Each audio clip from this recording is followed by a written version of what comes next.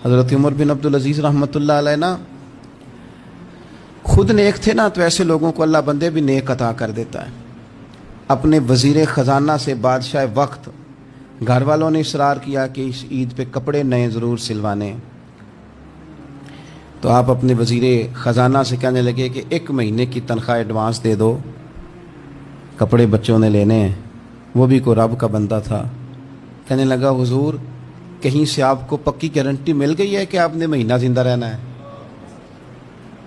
یہ نہیں اسے فرمایا تو کون ہوتا ہے مجھے صلاح دینے والا، تو کون ہوتا ہے میرا ملازم ہو کے وزیر ہو کے مجھے مشورہ دینے والا۔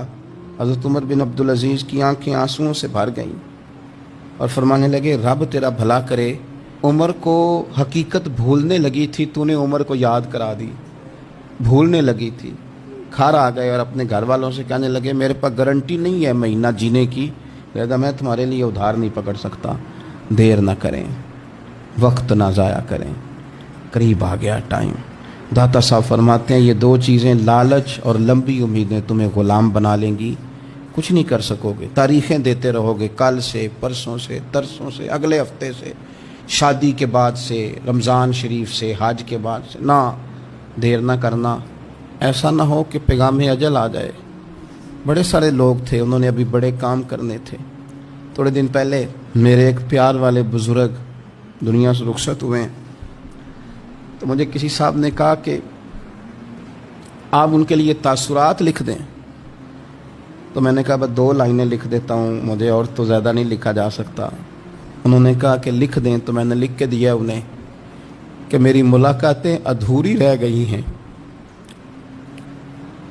ملاقاتیں ادھوری رہ گئی ہیں اور کئی باتیں ضروری رہ گئی، کچھ ضروری باتیں کرنی تھیں، خیال تھا کہ کریں گے لیکن یہ کب امید تھی، تو ملاقاتیں نا ادھوری رہ گئیں اور میری کئی باتیں ضروری، اس سے زیادہ کچھ نہیں لکھ سکتا، اتنی سی بات ہے۔ کئی ضروری کام ایسا نہ ہو رہ جائیں اور پھر پچھتانا پڑے۔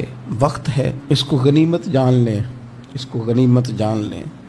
وہ کہا تھا کسی درویش نے کہ اگر آپ کے پاس ہمارا کوئی حصہ ہے تو دیر نہ کرو ہمیں دے دو، اگر ہمارے پاس کوئی آپ کا حصہ ہے تو سجنوں دیر نہ کرو وہ لے لو، کہیں ایسا نہ ہو کہ کل کو کہتے پھرو